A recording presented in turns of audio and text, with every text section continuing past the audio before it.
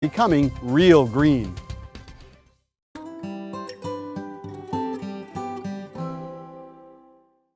You're watching K34QB, Vail, Colorado.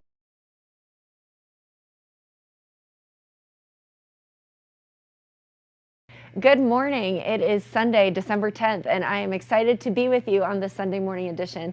In this show today, we do a full recap of all of the guests we had here on the Vail Film Festival. It's been quite an exciting weekend, plus a quick look at the latest technology from Eyepieces of Vail. I'm your host, Kimberly Perot, and Hour 1 starts now.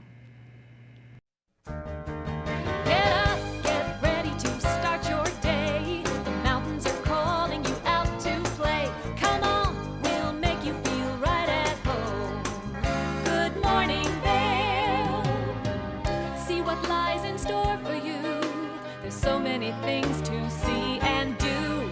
Summer, winter, spring, or fall. Your home in the Rockies has it all. So get up, get ready to start your day. The coffee's brewing, you're on your way. The fun is waiting outside your door. Good morning, Vail.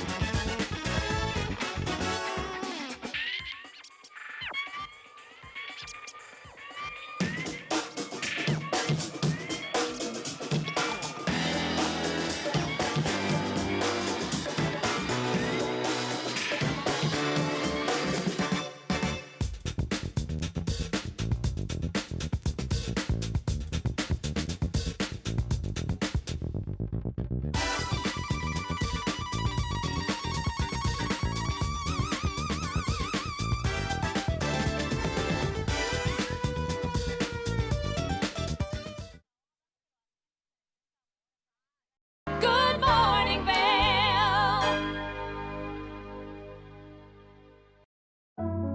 Lions Head Jewelers Fossil and Mineral Gallery. Located in the heart of Lions Head Village for over a decade, our 4,000 square foot gallery boasts a one-of-a-kind experience that cannot be found anywhere else in Vail. We carry the most exquisite array of fine jewelry, high-end minerals, and museum-quality fossils. We invite you to come in and explore all the history and beauty that nature has to offer.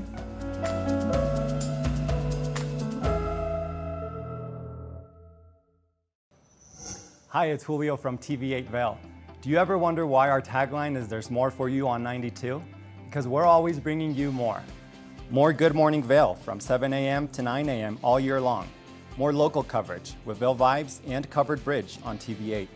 More opportunities to participate with new roundtable panels on mountain perspectives and our new Spanish programming block coming this fall. Find us on Comcast Xfinity Channel 92, on YouTube, or our website at tv8vail.com.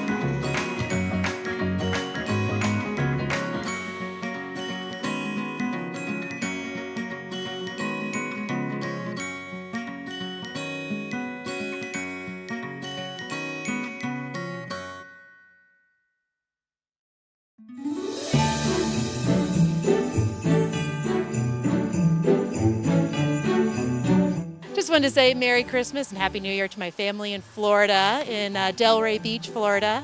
I miss you guys and wish you were here. Love you. All right, Merry Christmas, Thomas and Annie. We can't wait to spend Christmas with you. Love you guys. Hi everyone, happy holidays from Vail Health. Les deseamos una feliz Navidad y un próspero año nuevo. Have a happy, healthy holiday season.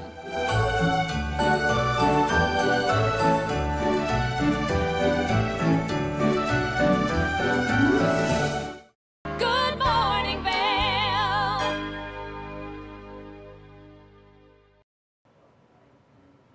It's been such a special weekend covering all of the Vail Film Festival. In the meantime, we're going to show you some of our favorite interviews that we had this week.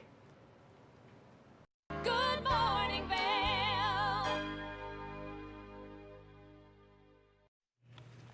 We're continuing our Vail Film Festival coverage, and I love Vail Film Festival because there are so many ranges and stories and things to talk about, especially the documentary 90 Minutes Later. It's about the famous ER actress Vanessa Marquez and all about her life, her legacy, and her tragic passing. I've got joining me today on the couch, we've got Cindy, who is the director-producer, and then Ingrid, you are a fellow actor and she inspiration was a colleague and a dear friend. all of the things. So 90 Minutes Later, tell me, Cindy, tell me a bit about the documentary and just all of the details. What inspired you to make this film and tell this story? Well, my friend Daniel was one of the people organizing his castmates from the film Stand and Deliver, which they all had gotten their break in, more or less, especially Vanessa. But they all organized a memorial for her in 2018. And I attended, and he had asked me beforehand to sort of consult on it because my husband had just passed away, and I was also involved in putting a memorial together. So he just kind of wanted me to stand around and be supportive, which I did. Then I attended it, and I was blown away. I mean, first of all, I couldn't believe that people from a movie had remained a family all these years, and that the bond was still so strong that they would want to do the right thing, which is not just stage a memorial together as a cast family from a time-honored movie, but to also ask the questions: what happened? We're going to get to the bottom of this. Something. They didn't really know what had happened to her yet. They just knew she had been shot, and that she had been very sickly. So when at the end of the memorial, I said to my friend Daniel, I said, when you go to do your investigation, you should bring a camera along. And he's like, oh, I don't know. I'm too tired now. And then he called me a couple of weeks later and he said, why don't you get a camera and come along? And I said, okay. So I did, and we began, and then it's been 5 years, and now the film is done. That's amazing. Yeah, it's amazing, and it's such it's important. It's not only are you honoring Vanessa's legacy, but it's important to tell this story and to be able to ask the questions and know what's happening. And now, Ingrid, you met her on the cast of Stand and Deliver, or on the set of Stand and Deliver, and you remained a very good friend, and you were heavily featured in this documentary. So tell me a bit about Vanessa's life and just your relationship. I was in and out of her life more than I think any of the other cast members. I became a widow. I lost a child, and she was there for me. So much so that she taught me how to cook French cuisine. She really spent time with me. Then I remarried, and I became pregnant. She would go through ups and downs. Okay, sometimes she couldn't leave the house. Agoraphobia, wouldn't leave the house. Sometimes she could go out on stage. It was just very difficult. But for me, the last time I saw her was when I was pregnant, and it was between 2004 and 2005. I couldn't do it anymore. I was pregnant, and just the things that she would say. My new husband was helping. He was in a situation that he didn't know what to think of, because at one point she called, we reached out, she was cutting herself. So we went to her house to remove all knives but really, I mean, if she wanted to hurt herself, she could have been able to do it. But I just couldn't take it anymore. She said, "Oh, your husband said something to me," and she had this feeling like that all men were coming on to her. I couldn't. My nerves couldn't deal with it. Yeah. And I'm sorry that I didn't go back because then I did lose a touch. Yeah, you have to create boundaries sometimes when people are kind of, otherwise you can't help them ultimately if you don't know where that boundary is. That's true. With some of the other friends, though, that were in that castmate group, they felt pushed away. One person got unfriended on Facebook, and he lived right down the street from her, and he worried about her from time to time, but couldn't tell what was going on in there. Sure. But there was stuff going on. She was sort of spiraling downward, physically and mentally. So to kind of tell a brief synopsis of her story, so she breakout actress in Stand and Deliver, and then had a great career with ER on the cast of ER. But then this happened. She was shot by the police during a wellness check When she was 49. Yeah, she was at age 49. So her life was cut short, but it's so sad to see all of that. But I love the documentary highlights the good parts of her life as well. Definitely. And she was brilliant. Yeah. She was brilliant. She was a very talented, effervescent, strong personality, really outspoken, and beautiful. Great on film and on stage, a superpower. I just wish people could have seen that. And she could sing and dance. Triple threat. Yeah, triple threat. Yeah, and she actor, singer, dancer. She had a body to die for too. I hated her. I love that love-hate, supportive female relationship there. Now, in this film, you have some really unique coverage. So you obviously have talked to her friends, her family, cast members and whatnot, but you also have some of the true documentation from the police body footage. worn, the body worn camera footage. So we got the body worn camera footage, and then we realized it really was only about a 17-minute representation of a 90-minute incident. So we kept writing until we got as much, till they said, this is it, there's no more. And we put it all together and we studied it, but basically they came into her apartment at noon without a warrant. They found her in hoarding conditions. They climbed over packages, found her in bed having a seizure. Having many seizures. I'm having a seizure. And then paramedics were called. Now, what happened was before that was that she had reached out to a friend via text and said, I'm having a seizure. Please call the fire department. And he did. He called the fire station, specifically asked He had for done a this many person. times. Okay. The fire department called the police and said, you go check it out. If it's a medical, we'll come. The police show up. They call the fire department. Fire department comes. So within 3 or 4 minutes, there is a room full of firemen and policemen, and they're all trying to figure out if she qualifies for a 5150. Okay. And apparently this had happened in the past. An hour and a half goes by, and they finally decide she is a 5150, which that's debatable, because she says at a certain point that she hadn't had anything to eat in a couple of days. Okay. This made her a 5150. Okay. I think other people call that a fast. Okay. But anyway, because she said that, they said, okay, 5150. We finally got the criteria, and they attempted to remove her. Well, they let her know, we're going to take you. Okay. And she said, no, and she reached for something, and then the cop flipped out. So within 4 minutes, she's dead. Wow. And at this time they call like a sharpshooter, and he comes right in. They train all below. They tell her to come out. She comes out holding her Star Wars toys. Oh my goodness. And her little airsoft pistol. And they open fire on her. 19 shots. 19 shots. Wow. Two hit her, one grazed her. Wow. Yeah. 80 pounds. Wow. And she is dead. And then the irony is, they try to revive her. Wow. What a story to be told. I know. What? I didn't, oh my. Yeah, you see in the thing, they're trying to administer CPR, But, yeah, so that's what happened. But none of this was evident at the time. There was secrecy, there was no access to body camera footage. It was a full year and a half. They turned it off for 30 minutes. Wow. And when they came back, they made the decision. They made the decision. Yeah. Well, not only is this film honoring her life, it's bringing to light important conversation that needs to be had. That's why we're here. That's why, you know, Yeah. we're telling people, please, please join us, engage.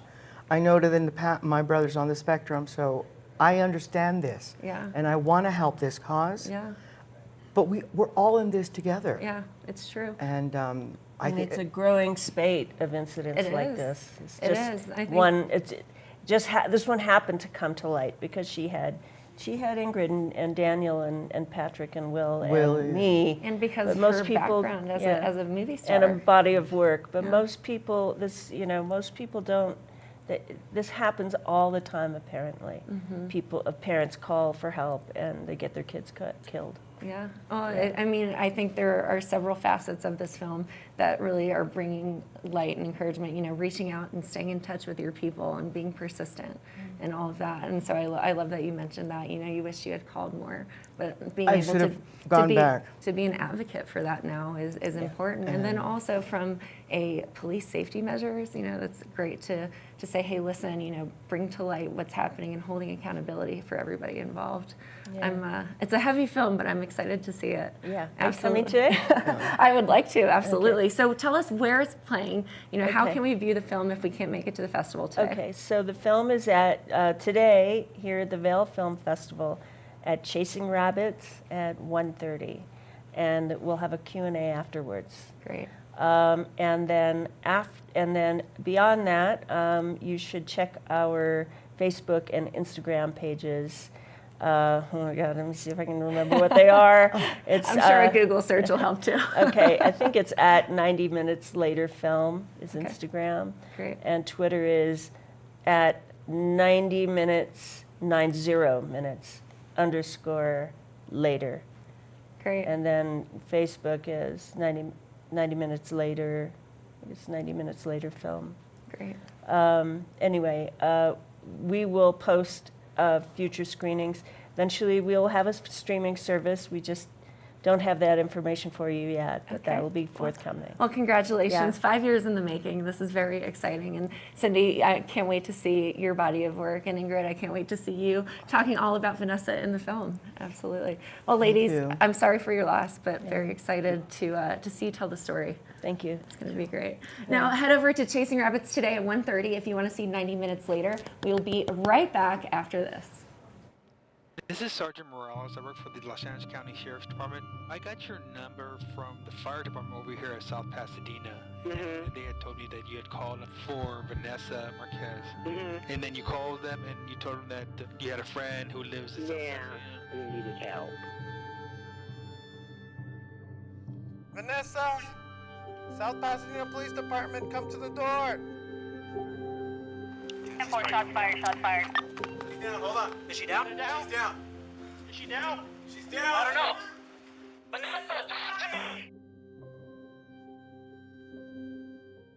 We've all been very close since the film, and we see each other all the time, so this is our first family member that we've lost. The camaraderie started on the set.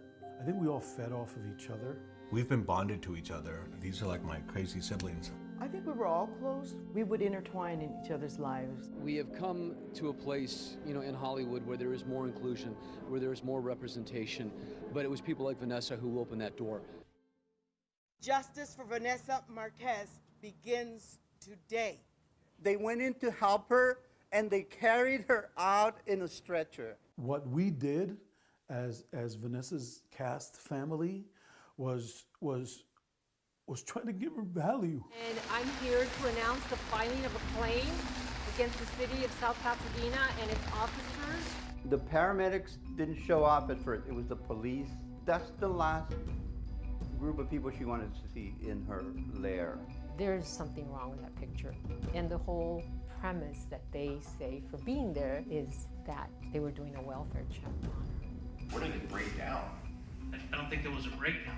I don't believe that for a second. Vanessa! Vanessa! Is that should be the priority of the police to make sure that people are okay.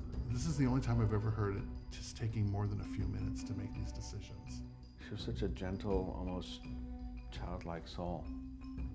All they had to do was leave.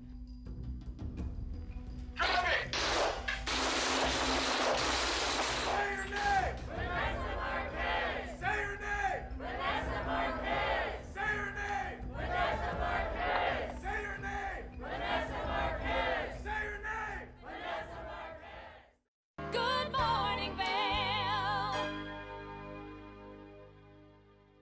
When people think of world-class destinations, they're drawn to a place that provides opportunities for fine dining, shopping, superior lodging, exciting events, and unparalleled outdoor activities. Park City, Utah and Vail, Colorado are renowned destinations for travelers and extraordinary homes for residents. Feature your exceptional products and services in these two luxury communities. Advertise with Park City Television and TV8 Vail.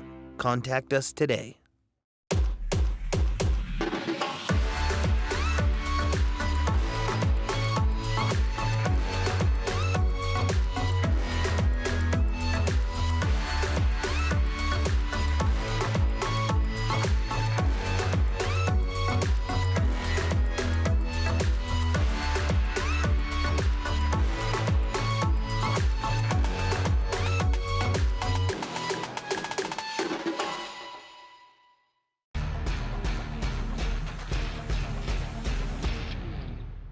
Do you love the outdoor lifestyle? Make sure you tune in every day at 8 p.m. to catch Scoreboard Nation.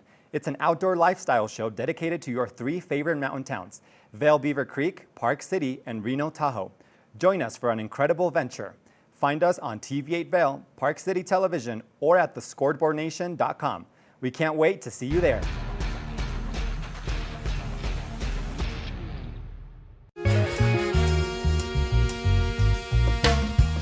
My name is Tyler Alvarez. I work here at Sweet Basil in Vail. I'm a bartender here.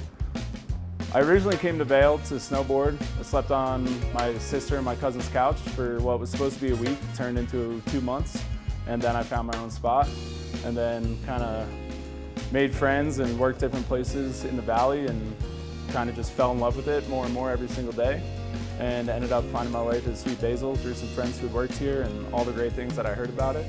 And yeah, I've been here for 4 years now. It's hard to wake up in Vail and be upset when you look outside. It's just beautiful. My favorite part about working at Sweet Basil is definitely that I could be proud about everything that we're putting out, whether it's food, drinks.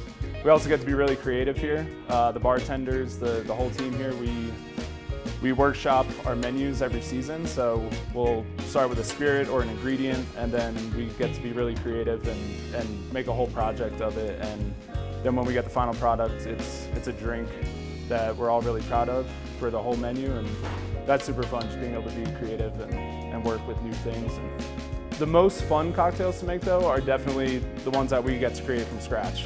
When people take a sip and say, oh my God, this is delicious, or they just love it.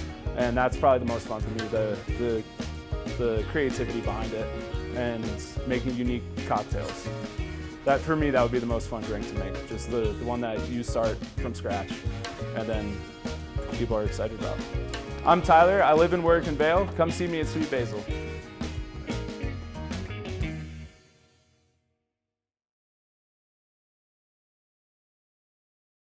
Good morning, Vail.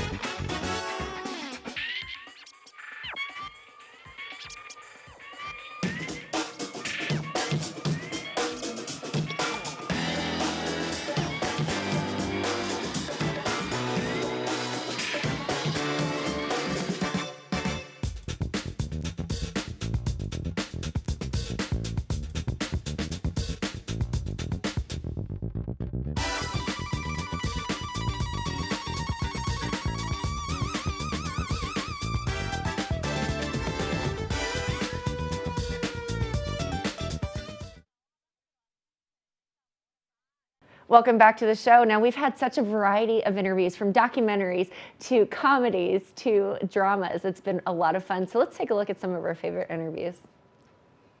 Now, welcome back to the show. Joining me today is the Hollywood heavy hitter, Oscar winner, writer, screenwriter, director, Brian Huggelin, joining me to talk about his brand new movie that's streaming on Paramount Plus, The Finest Kind. Brian, how are you this morning? I'm good. I'm good. Thank you for having me. So I'm so excited. Tell me about this movie. Yeah, and well, it's a kind of a family drama disguised as a crime film, and it follows two half brothers, which is important because it gives me two dads instead of one dad. So it's the brothers and their relationship with each other, and the relationship with their fathers, and with their circle of friends, and it takes place in a commercial fishing world. So a movie should always take you someplace you can't go in your real life, and in this case, it's not outer space. It's a deck of a fishing boat. Yeah, the commercial fishing world is definitely a space that most people don't get exposure to. So, two brothers, they connect in their adult life. Tell me, kind of the inspiration behind the storyline. Yeah, I actually shot the movie in my hometown, New Bedford, Massachusetts, which is a big commercial fishing town. My dad was a commercial fisherman, my grandfather. I fished for a year and a half when I got out of college, and it's one of the first scripts I wrote. I wrote it many years ago, but never got it made until recently. And so the crime part of it never happened to me, but just about everything else in the movie, it happened to me. And it's a very much write what you know kind of script. It just took forever to get it made. That's so exciting to kind of see all of these other bodies of work that you've done and things that you've won awards for, and to go back to one of the earlier pieces of work is just very exciting. So talk to me about the cast. How did you pick the people to play the characters? Tell me all of the details there. Yeah, I mean, I'm a big believer in actors, which might sound kind of silly, but I go for the best actors I can get, because it makes my job easier. I don't have to do anything. I just have to say cut and action and cut. Really, it's like so this whole cast, from the top to the bottom to the smallest parts, they just are great actors, and there's nothing better than you've written a good scene. I'm not modest about my writing.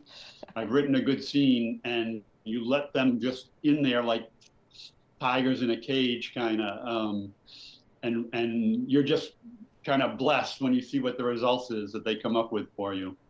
And Tommy Lee Jones and Jenna Ortega and Ben Foster, Toby Wallace, they're all great.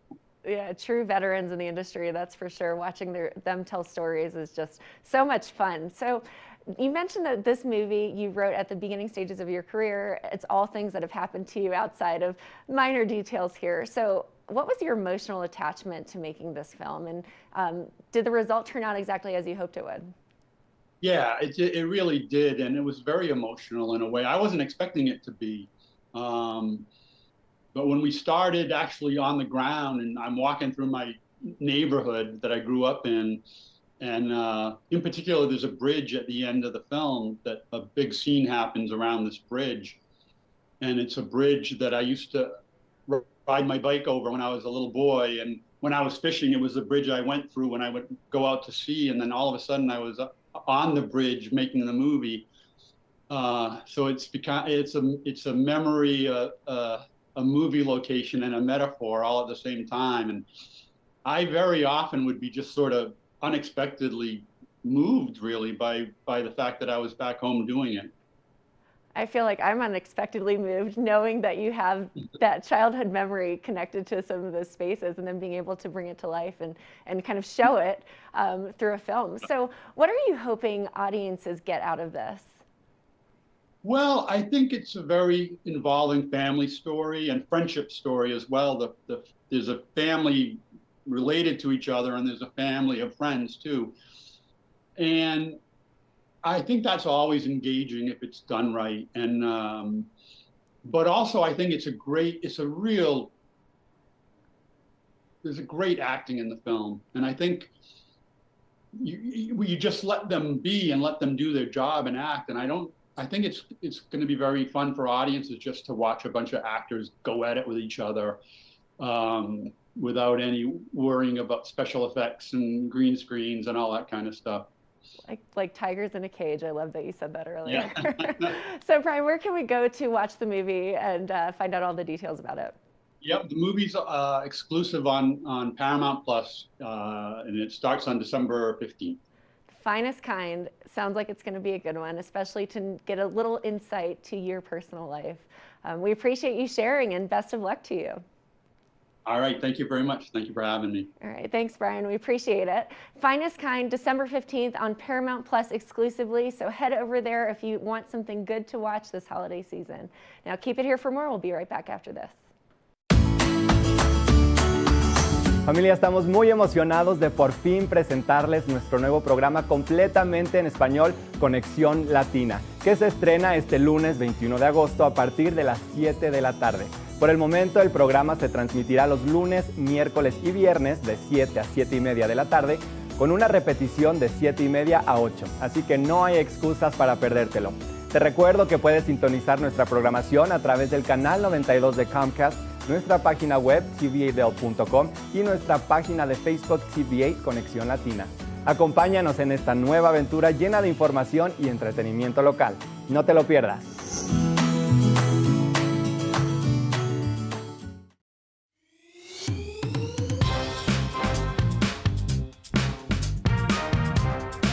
Well, Archer and I are going to get headed on further down the trail, but I hope you'll catch up with us a little bit later.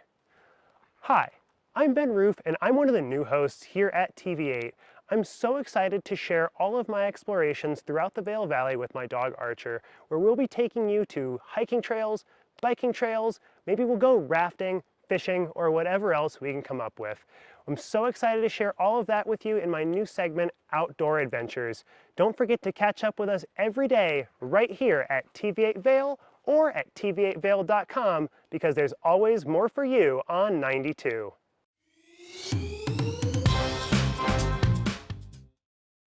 Do you have an interesting hobby or skill you'd like to share for Vail Valley? We want to hear from you. We're looking for people to share their musical, artistic, culinary, woodworking, athletic, or technical talents on Good Morning Vail. If you'd like to share your talents with the community, email Danielle at tva8vail.com. Join the community conversation. There's more for you on 92.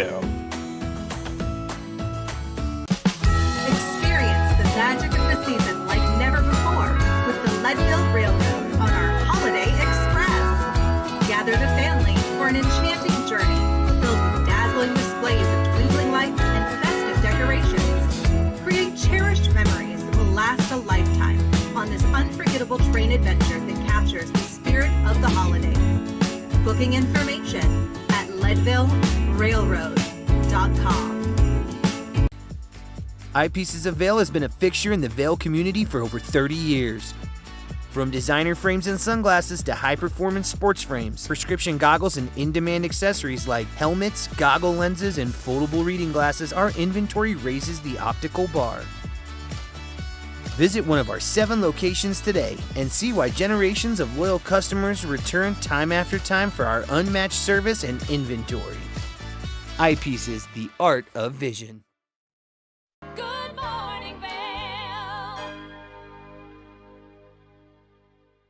We're loving this Thursday morning because it is all about the Vail Film Festival, and joining me today on the couch are the inspiration, producers, and actors of the film 7,000 Miles. I've got Alexandra and Linda here today. How are you ladies? We're good. Thanks for having us. Thank you. Good, good. I'm so excited to hear the story. So Alexandra, you star in the film. Yeah, tell me a little bit about the premise of it and what we can expect. Yeah, we aim to inspire and empower women with this film and with our story. We came up with the idea about 10 years ago. Just the mystery of Amelia Earhart has always been with us. It's been in our bones. And my mom was a flight attendant in the 70s, and in the glory days of flying for flight attendants, and loved aviation. And her birthday's the same as Amelia Earhart, so we've just always been connected to her. And her love of aviation and Amelia Earhart inspired this idea. And our friend Colette Friedman is the screenwriter. She said, you need to make this into a feature film. Like, you need to do it. And we were making short films. And we were scared, but we went for it, and she Yeah. wrote this beautiful script. And then we brought it to Amy Glazer, the director, and she fell in love with the story and said Wendy Malick would be an amazing potential Amelia Earhart, and went to Wendy, who she says she was scared by the script, which meant she wanted to do it. And so for me, as a more newcomer actress, to get to work alongside Wendy Malick was a true joy. We filmed in Hawaii for 18 days, but we were there for 2 months for pre-production and everything, which was exciting. Very exciting and fun, and quite a challenge, to find the perfect set for this story, because it's in the 70s, right? Yeah. Yeah, and Waikiki is all not the 70s. Yeah. I love that you mentioned, not to jump in, but my mother was also a flight attendant in the 70s and spent lots of time in Hawaii, so I understand. Which airline? Pan Am, actually. Oh, the big one. That's Air great. California. I love that. And then American. Absolutely, but I love the idea of women in aviation, and just from all aspects of it, from the pilot, from the flight attendant. So tell me, what can we expect from the film? Well, it's a really wholesome, sweet, heartwarming story, and it follows my character Joe, who is an aspiring pilot who has to come home to Hawaii to care for her ailing grandmother, Melly, who's played by Wendy Malick. And while she's there, they start to uncover these fragmented memories that create this mystery of, could she possibly be America's most celebrated aviatrix? Wow. And we're so thrilled to have it here in Vail. We have a huge producing team of really strong, wonderful women that are so thrilled to have it at this amazing festival and in person, because we know the trials and tribulations of doing things through COVID and lockdown, and we filmed during COVID. And so we're so happy that Vail Film Festival is back in person. Yeah, absolutely. To be here. Yeah, we're extremely happy to be here, and we were extremely happy to get through COVID and making the movie. Everyone had to be tested every morning and everything, and that wasn't where our mindset was. Our mindset was creating this beautiful story, and Lexi and Wendy together. I mean, it couldn't have been a better team for what this story told, and it's a tearjerker. We've had standing ovations. We've had tears, lots of tears, and happy tears too. Yeah, they're happy tears. Good. The only thing I would say, I've been a movie fan since I was little, as she has, since she's about 3. I would say, don't get up to go to the bathroom. Okay. Because you might miss something that's really significant, because it is a mystery. And, maybe we tell you in the end, and maybe we don't. I love the cliffhanger. This is definitely a great way to entice people to make sure they come see the film.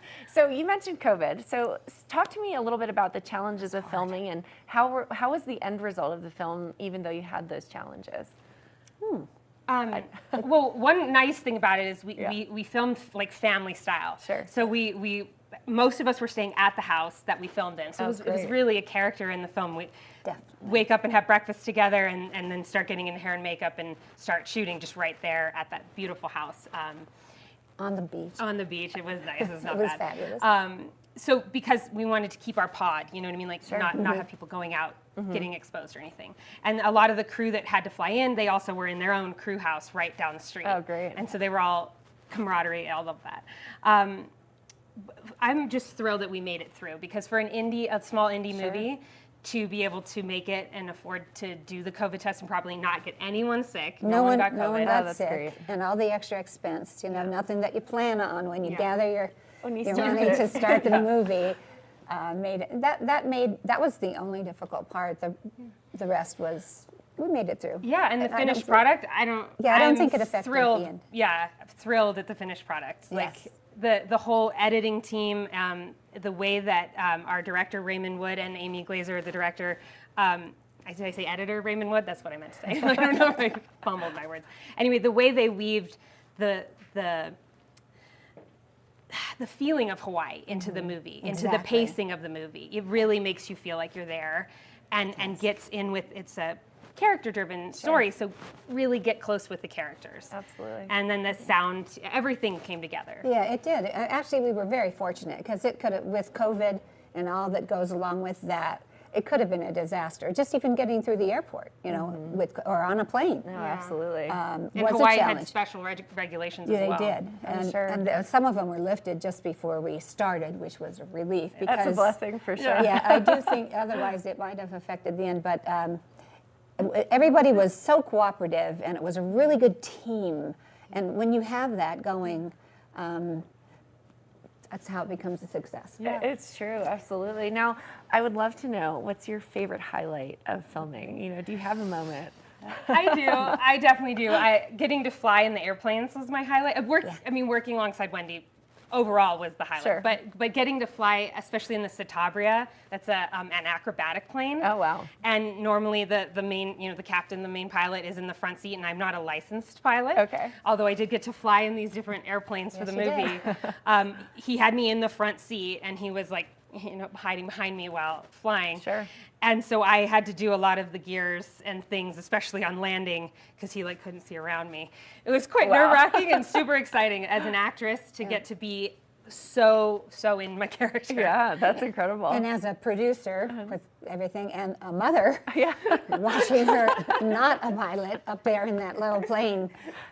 Because I've been on planes since I was 19, Sure. so you know. I do, and it was a little nerve-wracking, but everything went smooth. We were blessed. That's great. That's good great. karma You know, going. being an actor, you really get to become a jack of all trades and an expert in almost all of them if you're really diving in. It sounds like you're about to pursue your pilot's license. That would be a dream come true. I did just have a little baby a couple months ago, so maybe I'll wait a couple more months till she's not quite ready, more independent, so I can get up there. That's Do great. my life. So tell us, where can we watch the film this weekend? Yes, absolutely. Please come see it. It's Friday at 4 o'clock, part of the Vail Film Festival. It's at the Chasing Rabbits Theater, 4 o'clock on Friday, 7,000 miles. Well, we're going to show our audience the trailer of the film, so let's take a look.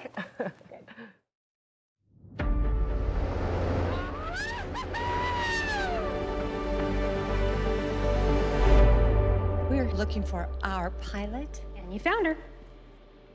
Excuse me, we have a problem. I understand. Scott? You could have convinced them, Richard. We'll make it happen.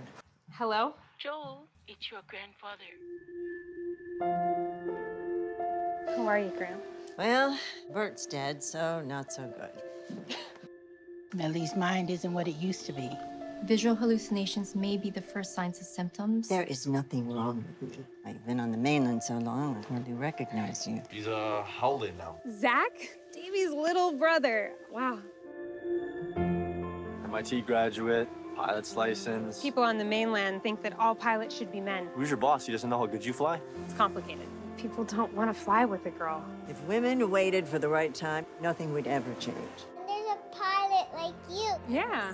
She swears she was in a plane crash. Would there be a record of that? I don't think we should leak this outside of the family. There is more to life than being a passenger. Well, it's true. Back in the day, you used to follow her and Davey around. What? I thought you was chasing your big brother, but maybe you're chasing her. If you're Amelia Earhart, it means I was meant to do this. And if I'm not who you think I am, you're not meant to do this? I have lived the sweetest life here with your grandfather and all of you. This is a life worth celebrating.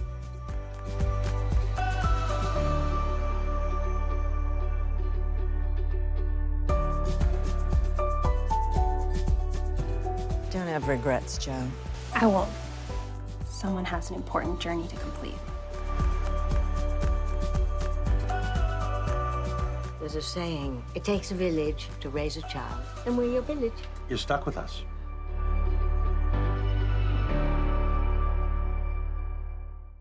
Good morning, Vail. Nap Harvest, your local marketplace for fresh, locally produced products. Our indoor farmers market is open 7 days a week, featuring locally grown organic produce, prepared meals, honey from our Nap Nectar hive, furniture, cutting boards, and much more. We source and sell locally grown and produced products from the Vail and Roaring Fork Valleys. Visit us at our new location in Eagle Ranch, 717 Sylvan Lake Road, next door to Color Coffee Roasters. Experience the magic of the season like never before with the Leadville Railroad on our Holiday Express. Gather the family for an enchanting journey filled with dazzling displays of twinkling lights and festive decorations. Create cherished memories that will last a lifetime on this unforgettable train adventure that captures the spirit of the holidays. Booking information at leadvillerailroad.com. At Revival Boutique Med Spa, we take an integrative and holistic approach to skincare, focusing on the bigger picture when treating our clients. We use only result-driven and science-based products that contain clean, organic, wildcrafted, and research-based ingredients. From injectables, facials, to body contouring, we offer anything related to looking your best self. Find us in the Riverwalk in Edwards. For a complete list of services, visit us online at revivalvail.com. Follow us on Instagram at Revival Vail Valley. Fall in love with your skin again. There's lots to love at Revival. Mind, body, beauty. Lion's Head Jewelers Fossil and Mineral Gallery. Located in the heart of Lion's Head Village for over a decade, our 4,000 square foot gallery boasts a one-of-a-kind experience that cannot be found anywhere else in Vail. We carry the most exquisite array of fine jewelry, high-end minerals, and museum-quality fossils. We invite you to come in and explore all the history and beauty that nature has to offer.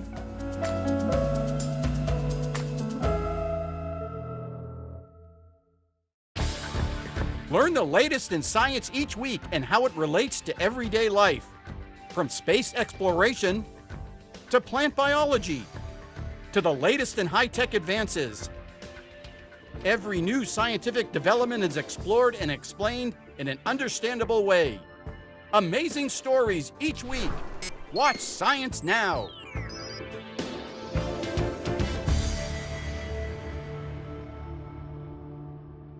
Coming up this season on Ready, Set, Renovate, real homeowners tackle really big renos. Welcome to the ugliest house in the neighborhood.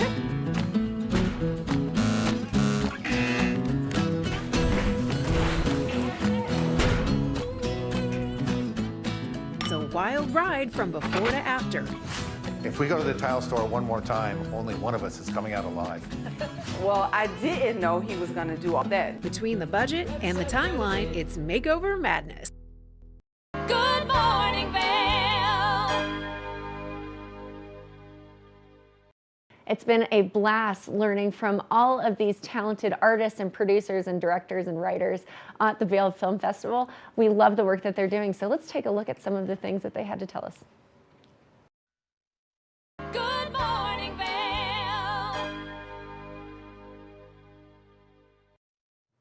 Welcome back to Good Morning Vail. I'm your host, Gretchen Pleshaw. I'm so excited. I am here with two amazing, lovely women from Another Happy Day, Jessie Holder-Tortola, got it correctly, and Nora Pfeiffer. How are you doing, Jessie and Nora? It's so nice to be here. Thanks for having us, Gretchen. Of course. I am so happy you guys are here, and I am going to dive right in.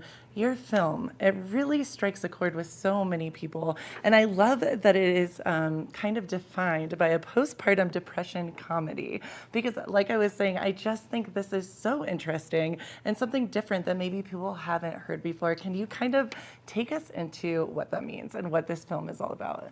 When I had my first child, I certainly didn't have time to write a script, but I was clocking how challenging the experience was becoming a mother, and also how surreal and absurd it was. So I was either crying or laughing, and that's the energy and tension that I wanted to capture in Another Happy Day. So it wasn't until my daughter was a little bit older that I could actually start to craft this story, but I wanted to slow down time and give the audience an opportunity to really see what it's like to become a mother. I love that. So it's really an insight, a little peek into what it's like. And I love that you said, so often I think we kind of fantasize or like I tend to look for the good in everything, which is beautiful. Oh, right? I was so excited to become a mother. I had the highest expectations. Right, but then you're able to say, hey, it is beautiful and it's hard. Exactly. And that's beautiful in its own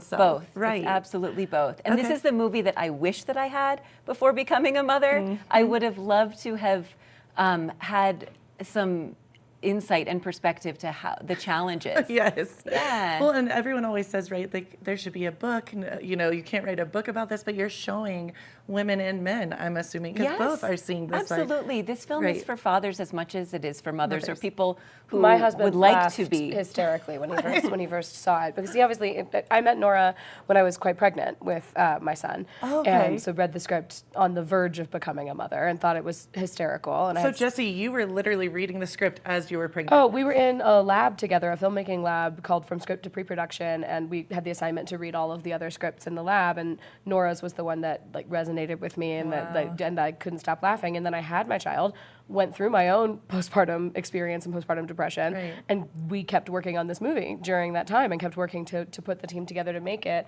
So by the time it was done, and my husband sat down and watched the rough cut, he was like crying laughing. So this is like, for men that might be watching this interview, this is for you as well. You should absolutely.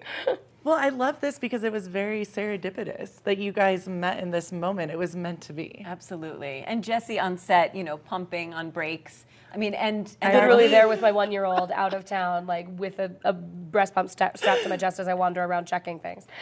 I love this. So you are the movie. The movie is you. And Lauren Lapkus, our lead, who is hilarious and such a revelation in this role, because we're seeing a side of her as an actress that we haven't seen before. I love that you said this, because I want to dive in on that moment. Oh my goodness, we all know her from, well, many things, but Orange is the New Black, of course, right? Yeah. So you think of this, she is powerful, very kind of edgy and baddie woman. Yeah. And now it's like you're seeing her in a whole different light, which I love. Absolutely. It's vulnerable, it's real, it's still all of the funny that you can always expect from anything Lauren is doing. Right. But with this, she was just so profoundly pleasant to watch work in this, because she was herself a new mother at the time. Her daughter is about the same age as my son. Okay, how wild is that? Truly, like this is magic and mothers is this whole movie, and watching her just kind of process and go back through, and the way she connected with our on-set baby, and it was really beautiful to witness. I love that. And it was important for us to have mothers in these lead roles on the film, because we wanted to provide childcare for anyone working on the film, which we did. We committed to providing childcare for the parents. I don't think anyone would think about that. That's amazing. So we were lucky enough to be in a fiscal sponsorship relationship with a nonprofit called Full Spectrum Features, which allowed us to pursue not only equity investment in the film, but also issue-based donation. Full Spectrum Features in Chicago. Wow. And so through a wonderful contribution by Liza Yuntema and her husband Mark, we had a sponsorship for a childcare initiative, which it's been really a hallmark of how we've talked about this movie, that we were this tiny little indie that could, with this little budget, and we managed to shoot 8-hour days, which is unheard of in film, fund childcare, and if we can do it, anyone can do it. And I think it's a testament to priorities. And because women and mothers were making this film, those things simply were priorities, and they were baked into how we made it. I feel like this film, I don't feel like it is not just a film, a movement of sorts. That's our hope. If we can do it, we want to set a precedent. It's a lot of planning, and if you make it a priority, you really can provide these support nets for people, so that you make space for people to work, and you signal to people, this is a place where we want you to work. There's room here because we are anticipating your childcare needs. And even if you're not a parent, it's still great for work-life balance to have an 8-hour shoot day. I think it really requires people in leadership who are ready to listen to the concerns of the people that are working with them, to listen. We had an art department come to us in the first 2 days going, I know that you want to shoot 8 hours, but we're still working these crazy hours. Right. Okay, well, we're going to find the money to hire you another person. Wow. And then if it's not money, I mean, it's from what was the phrase that I used forever, lean as a style. So it was months of pre-production of me and Nora sitting and having meetings talking about how do we bake lean coverage and the creative of the film into a style and a visual language that maximizes the time that we do have. And that it just takes people in these positions who are prepared to have those conversations over and over and over again. You guys, I am so excited about the film, but you two could rule the world. I'm feeling this moment. I'm here for it. We would like that. We think we have some answers and solutions. So now the postpartum part. I know it's not always easy to speak about. We were speaking a little bit off air that it is just recently, I feel like, that people are maybe coming out and being able to talk about it and saying, this is how I feel. This does happen. It is okay to talk about. Let's normalize it. How does that play into the film? Well, that's such a great question. There has been a stigma for so long, and I think we are starting to shake that off a Yeah. little bit. But still, I think postpartum depression has this connotation of being a very extreme and diagnosed, taboo medical condition. And postpartum depression looks like a lot of different things. And my own personal experience, I wasn't diagnosed with postpartum depression, but I didn't seek a diagnosis. I was too private about what I was going through, Right. and also thought people have it so much worse. I'm fine. I I'm think fine. it's huge, yes. And I was diagnosed, but it took 7-8 months after my son was born, because those silly little surveys that they put in front of you at the doctor's office sound insane. Like it's just the questions are so strange and banal, and you're like, if I answer this completely honestly, people in white coats are going to come take me away. And you just don't do it. I mean, mine was mixed with like weird birth trauma and stuff, so it took took months before I could articulate that. And what you said about it manifesting different ways, I think the public perception of postpartum depression is being shut down, crying all the time, being over in a corner, being completely disconnected from your baby, and that's not how it is for everyone. I mean, you were incredibly connected with your first child. I connected with my baby, but I personally was having such a struggle inside, and such an identity crisis and shift when you become a parent, mother. I connected with my father, son, but didn't want to leave the house. The world felt incredibly dangerous. Like, so it looks very different. And a little bit awareness and community can make a huge difference, which is our hope for the film. This is brilliant because you said, obviously, being mothers are really going to relate. I don't have children, but I am relating to you because of stories from my mother and my friends, et cetera, and men as the parents and men as mothers. As I mean, being maybe the main sole provider as a mom and a dad. Right. We all come from a mom who succeeded or failed by her own standards to whatever extent in mothering us. We all have a mom. We all, as women, are negotiating in our lives what our relationship to the notion of motherhood is. Are we going to be mothers? Are we not going to be mothers? What does it mean for your career if you have a child? Yes. And men have to have a connection to that reality too. They have moms, they have wives, and they have to figure out in this new generation of millennial hands-on dads, like, what's that going to look like? So this really is about everyone, I think. Guys, I am so very excited to watch this. We have the trailer. Let's check it out. Another happy day. You came across town for me to hold your baby? No, I came across town for you to hold me. What? I'm kidding. Kind of. I thought you were here to sell me Tupperware or Mary Kay. Do you need Tupperware or Mary Kay? I like the samples. Okay. Oh, yeah. Right. You know what? We should probably get going anyway. Goodbye. Okay. It was lovely meeting you, Miriam.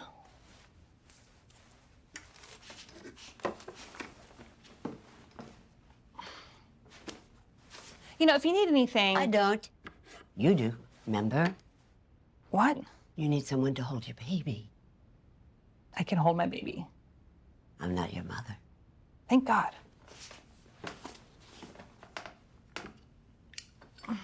Good morning, Vail. I'm Amy Goodman, host of Democracy Now!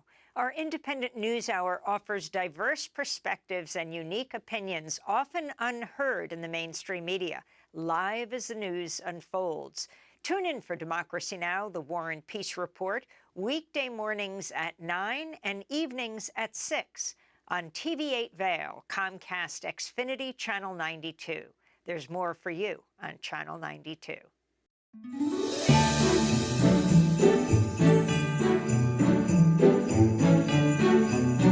Just wanted to say Merry Christmas and Happy New Year to my family in Florida, in Delray Beach, Florida. I miss you guys and wish you were here. Love you. All right, Merry Christmas, Thomas and Annie. We can't wait to spend Christmas with you. Love you guys. Hi everyone, happy holidays from Vail Health. Les deseamos una feliz Navidad y un próspero año nuevo. Have a happy, healthy holiday season.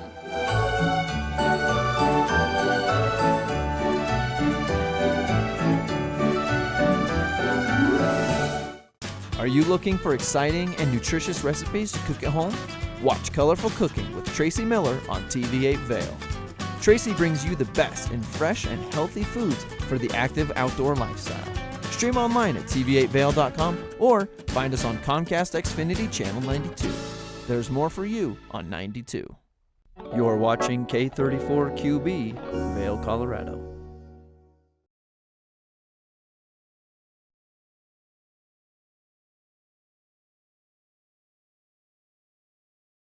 Welcome back to the show. We're at the top of the 8 o'clock hour here on this Sunday morning edition of the show. We talk all about the recap of the Vail Film Festival that happened here this weekend. I'm your host, Kimberly Perot, and Hour 2 starts right now.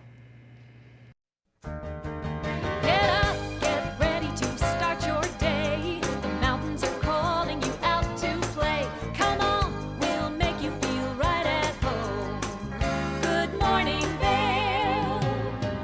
See what lies in store for you. There's so many things to see and do.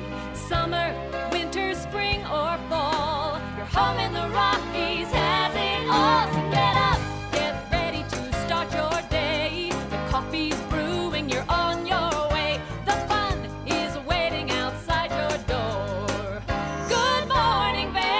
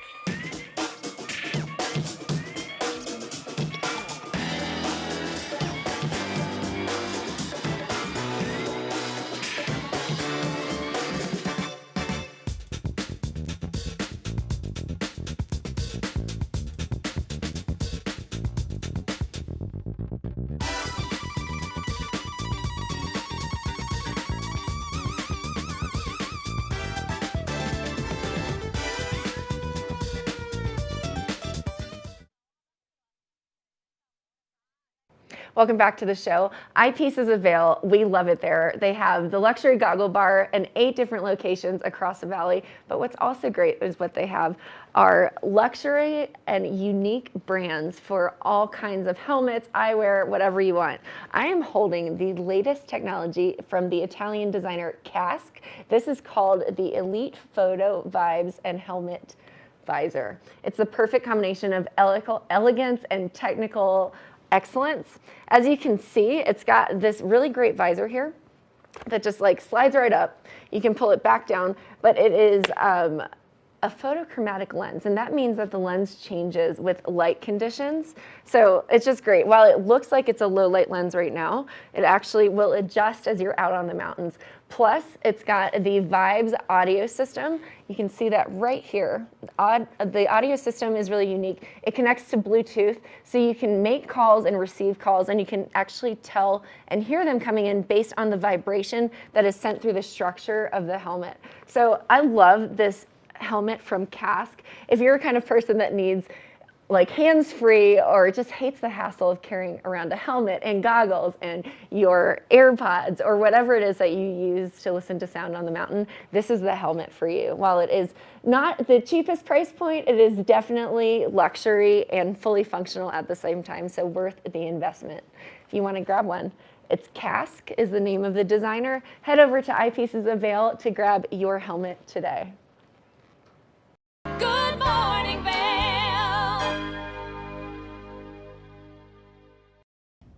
Did you know that all Eagle County residents and visitors can get a free Eagle Valley Library District card? All you need is a photo ID. You get our online databases and resources, free music, free streaming, all from wherever you have internet access. Free audiobooks and e-audiobooks straight to your phone. Go into your Eagle Valley Library District branch today and get your library card.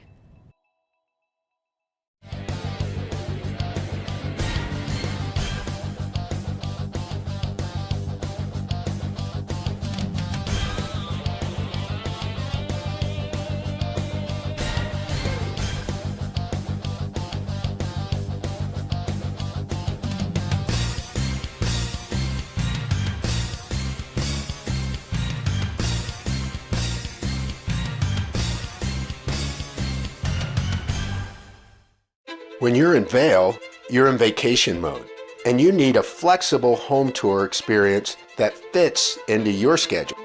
We've transformed how you view and buy homes in the Vail Valley. With immersive, cutting-edge technology, you can explore properties 10 times faster. In our lounge, we guide you through this digital world on a 16-foot screen where you can imagine your next home in comparison to your favorite recreational spots. Say goodbye to multi-day home tours and hello to a quick stop between your other plans. That's the power of the Immersion Theater.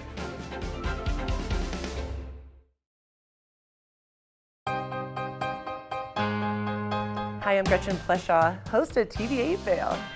From fashion to food, from film to festivals, experience a unique look at the boutiques, spas, restaurants, and venues that make the Valley so special. Join me for Glitz and Glam. Find it in Good Morning Vail or at our website at tv8vail.com. I can't wait for our next adventure.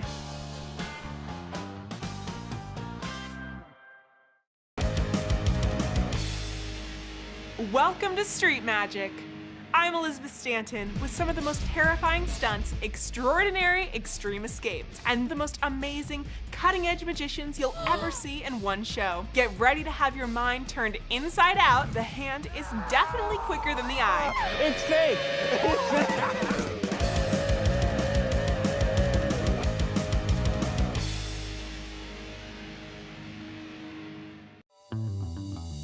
Welcome aboard! Bobby Laurie and Nikki Noya have your ticket to everything you need for an on-the-go lifestyle. Grab your boarding pass. It's time to jet set. Good morning, Vail. Welcome back to the show. Now, we've had such a variety of interviews, from documentaries to comedies to dramas. It's been a lot of fun. So let's take a look at some of our favorite interviews.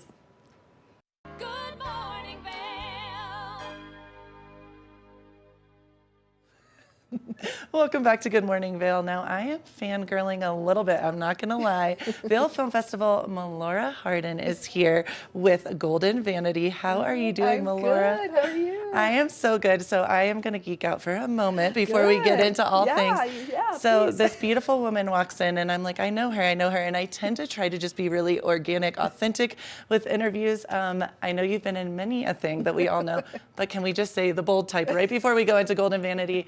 Thank you for doing that. It's amazing. And you're such, what I'm saying is you're an amazing actress. I have followed you for a long time and now I get the honor to be right next to you. So Amazing. How are you doing, Melora? How is the Vail Film Festival? How are you feeling being here? I'm great. I mean, I just got in last night and it's a beautiful snowfall and I live in California. So for me to wake up and look at the snow, it's like, the holidays are here. Do you feel like you're in a little snow globe? Oh, yes. I like it. I like it a lot. Yes, beautiful. So, Melora, Golden Vanity, Vail Film Festival 2023. Super excited about this. When is the movie playing? Well, it's playing in Los Angeles just for a limited run right now in Los Angeles from December 11th, which is Monday, through the 17th. Oh, and great. That's going to be 21 showings just for 7 days.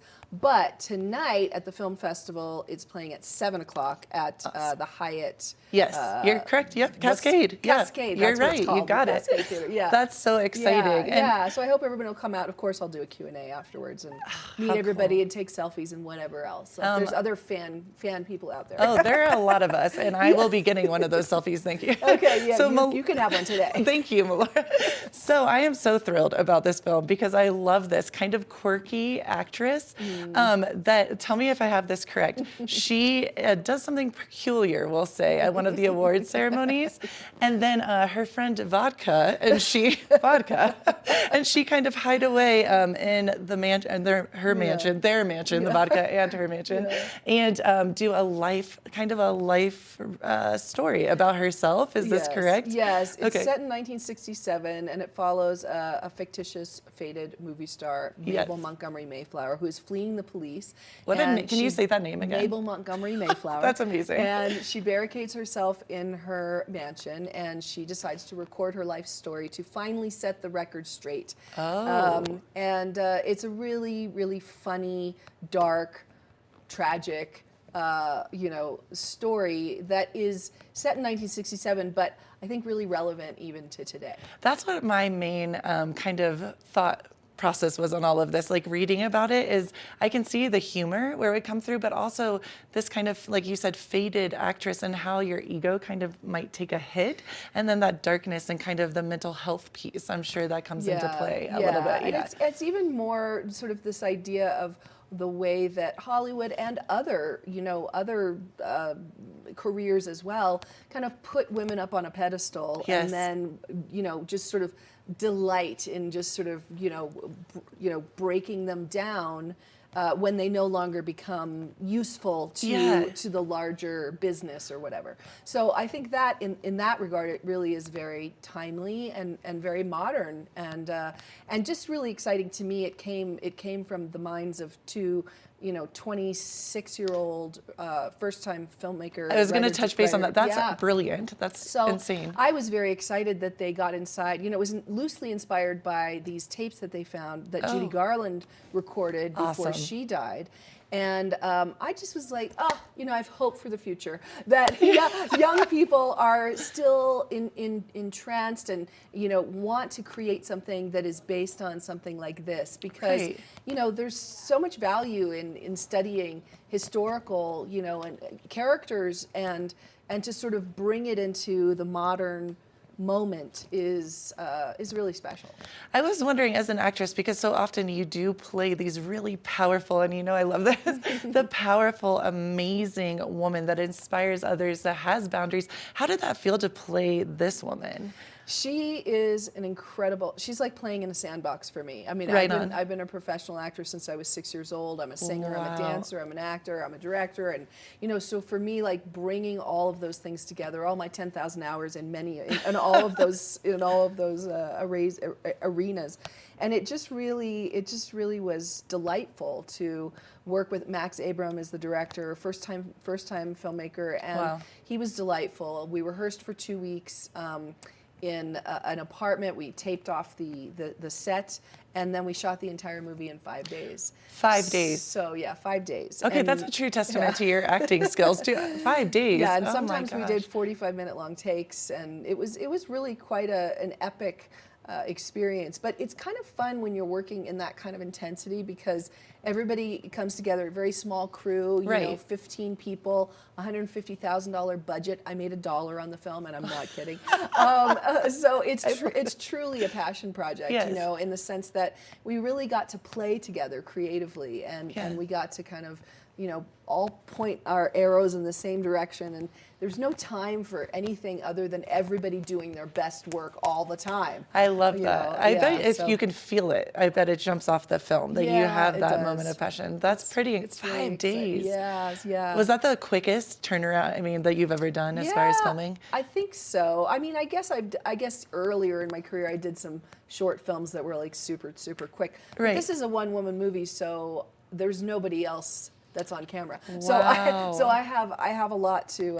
It's 5 days of just me. That's a lot of pressure on you. Oh my goodness. Did you ever feel that, or did you kind of take that and run with it? Do you love that? I just loved it. I loved it. Yeah, I loved it. It was super fun. That is really neat. What was your favorite moment of filming? Do you have? I mean, that's a loaded question, because obviously. I mean, I think that really the whole thing was just joyful. It really, really was. There was something very special, though, about the dance that Bryce Fortner, who's the DP of the film and also operated the camera, and he really is just right in my space all the time. And so there's times when he's just right up in my face, or just sort of like hanging over me with this very heavy equipment. Right. And I think that sometimes we would cut, and it would just be like this beauty, because he couldn't even breathe. He had to breathe quietly, because you'd have to, Right. So it was really, in that regard, I think that was my favorite thing about making this movie, was just that sort of symbiosis. Like a dance. That's what I was just thinking, almost this fine dance. That's beautiful. That's really cool. It was really lovely. So Golden Vanity, obviously I think I know exactly but what did you take from the title of the name? What do you feel like that Well, it actually portrays? was called something different. Really? Okay. Until we came up with with this. There's a sort of a shanty, a song that I sing in the movie, and this was a song that actually it's called Golden Vanity. It had to be in the public, whatever that's called, the public. Whatever. Yeah, I know what you're saying. It had to be free. Right. This was a song that my father used to sing to me sometimes when I would be going to sleep. And I knew that it had a darkness to it. And so I was like, this could be really good. And I sang it for Max. And he was like, that's kind of perfect. And Taylor Minus is the co-writer and producer. And I sang it and we all loved it. And then ultimately we thought that is perfect for this story. That's and beautiful. All the different layers of what Golden Vanity can mean. I feel like, I'm excited because I can feel the deepness, the truth, but also kind of the haunting, hauntingly beautiful darkness. Yes. Well, we cannot wait to see it tonight, 7 o'clock. Yes. We will all be there. Thank you so much for coming and chatting with us. And we are going to take a look at the trailer right now, so let's check it out. Good. All right. Here we go. Ready? This is going to be it. Here we go. Testing, this is Mabel Montgomery Mayflower. This is Mabel Montgomery Mayflower.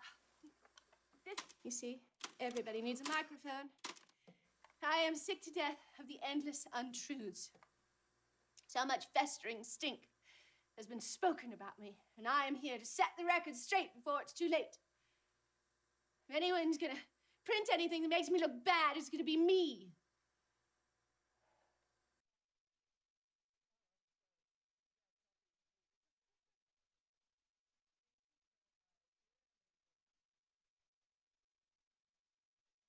Good morning, Vail. Eyepieces of Vail has been a fixture in the Vail community for over 30 years. From designer frames and sunglasses to high-performance sports frames, prescription goggles, and in-demand accessories like helmets, goggle lenses, and foldable reading glasses, our inventory raises the optical bar. Visit one of our 7 locations today and see why generations of loyal customers return time after time for our unmatched service and inventory. Eyepieces, the art of vision.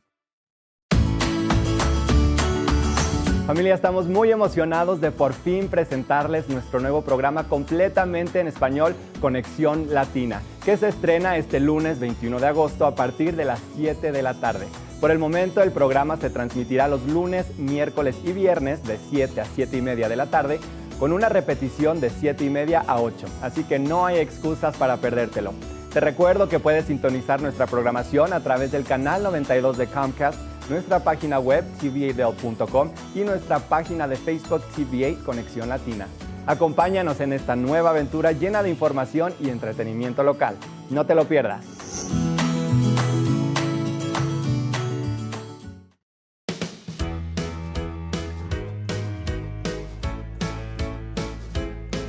Hello everyone, I'm Raisa Pascal. And I'm Andrea Jackson. Welcome to Life, Love, Shopping. Have any personal stories you can share? Do I? Yes, I do. So even though you work for some good deals, too good to miss on Flash Deals. Now check this out. Studies show spending time outdoors can help with depression, lowering blood pressure, and overall health and happiness.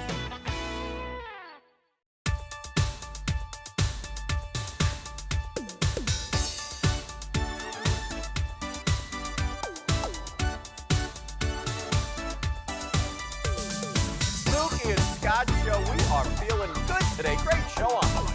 Absolutely. Welcome to our show. I'm Suki. I'm Scott. And we are feeling good today. You know why? Because we had a great show.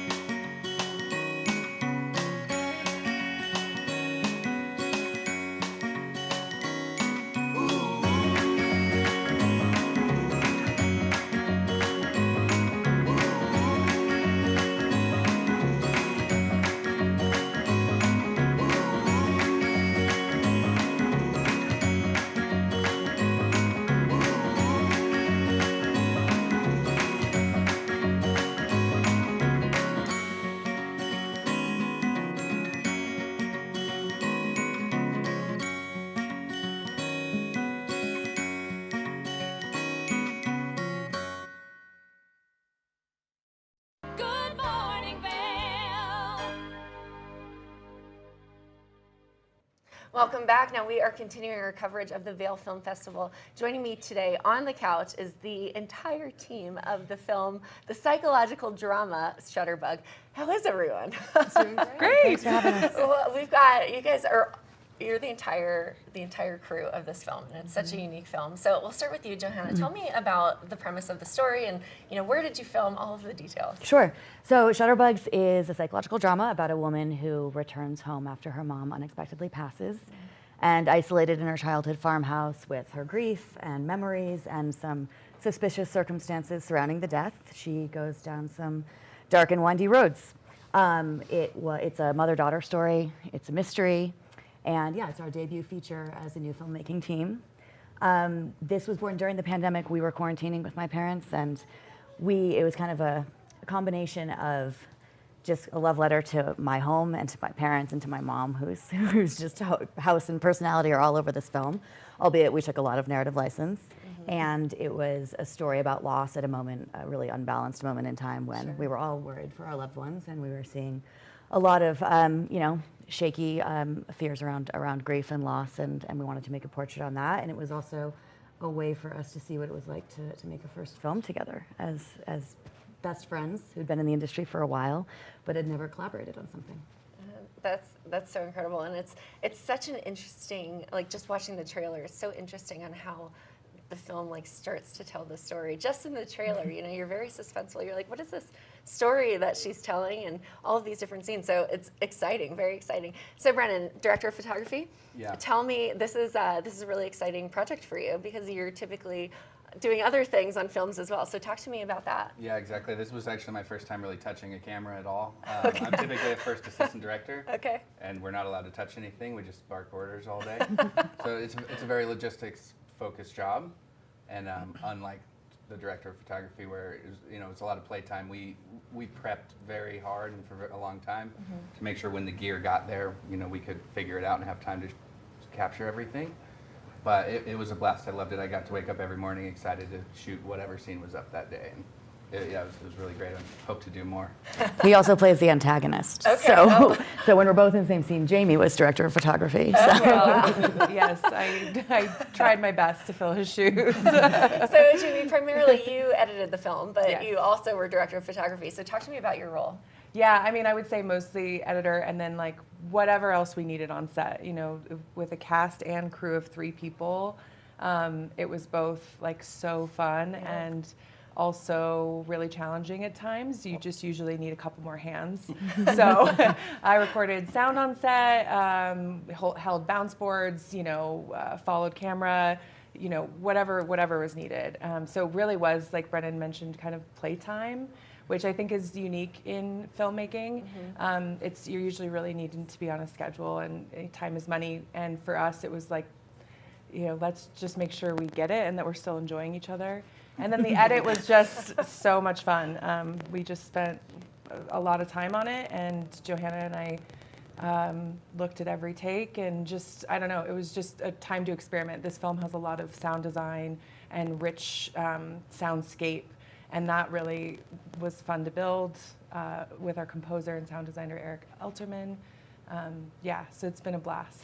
So anybody is welcome to answer this question. So it's just the 3 of you working on this film collectively. So what were the initial challenges, and then how did that also make it special to you? So whoever wants to grab it, go ahead. Yeah, I mean, the challenge was we honestly didn't know if we could pull it off. If Brennan could pull focus on a cinema camera with a long lens for the first time, or if we would be able to get through this and remain friends.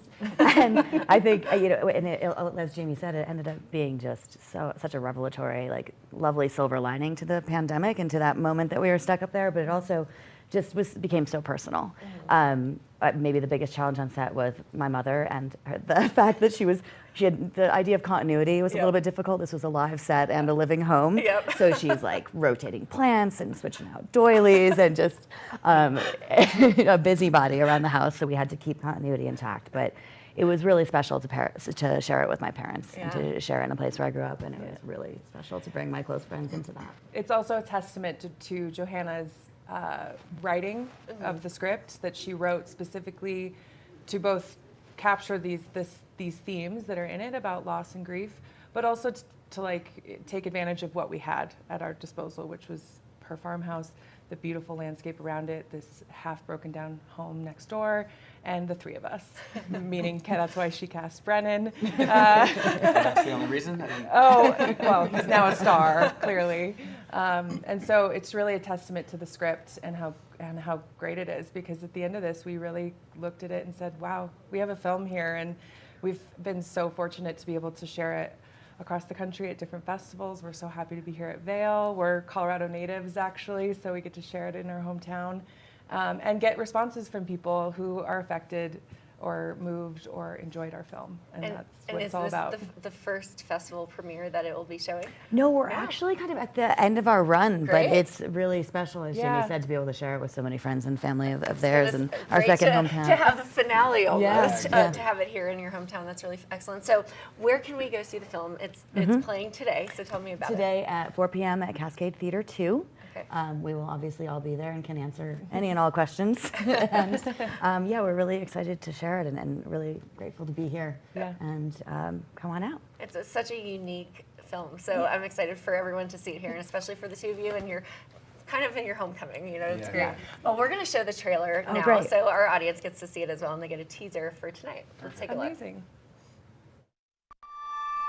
Mud cakes and moss capes and boulders for pillows. Dragonfly fairies that swing from the willows. Make for the hay, but beware not to stray. Next is the clue that will crown your big day. Just wanted to thank you. Dealing with all that. What's your relationship to the deceased, ma'am? I'm her daughter. Where peepers sing and wind chimes ring, you used to sit and wallow.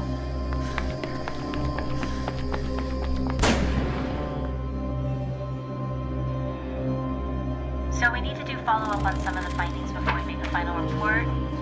What does that mean? Why'd you check on her? Sam.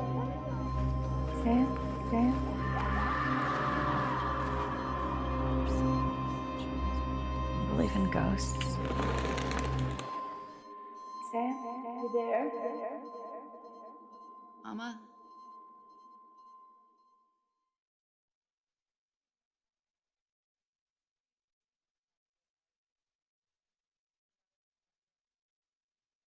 Good morning, Vail.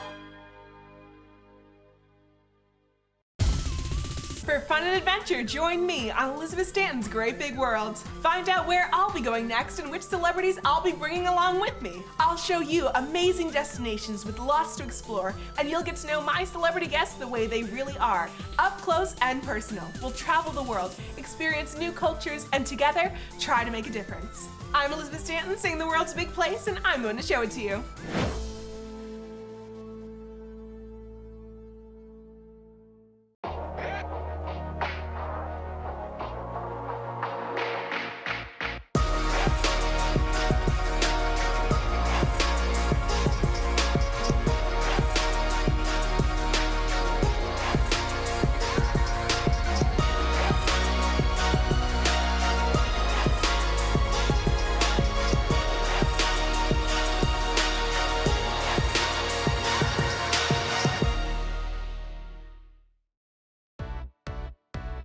Hi there! Are you ready to explore famous neighborhoods from New York City to Kentucky? Watch The Neighborhood with host Nicole Newman. Featuring famous people, unique history, and delicious places to eat and drink. Our viewers get an inside personal look at each neighborhood. With each episode we learn, grow, laugh, and live like a local, not just a visitor. Welcome to The Neighborhood. Check your local program schedule and tune in.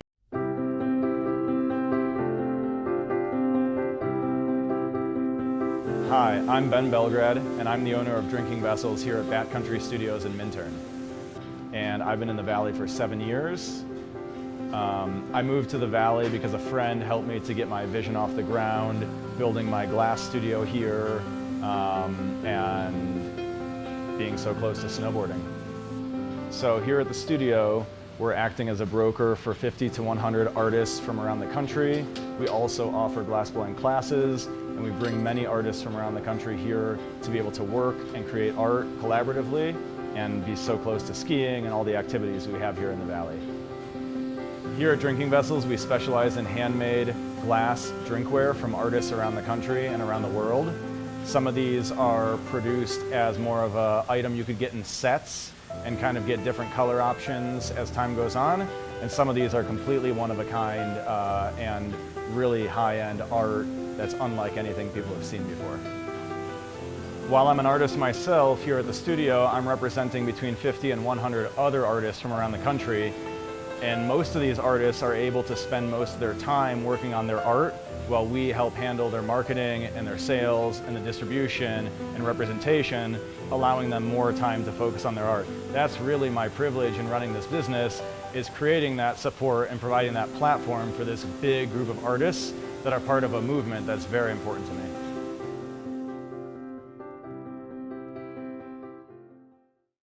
Good morning, Vail.